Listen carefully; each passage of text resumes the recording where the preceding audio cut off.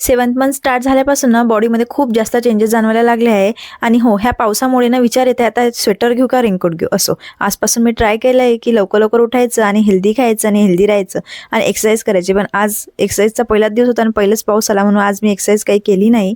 सकाळी उठून मी छान आपली माझी ABC ड्रिंक पिली, त्यानंतर नाश्ता बनवायला घेतला आणि आज नाश्त्यामध्ये असे छान गरमागरम पोहेच बनवले, कारण की पोहे त्यांना पण आवडतात ना, मला पण खूप जास्त आवडतात.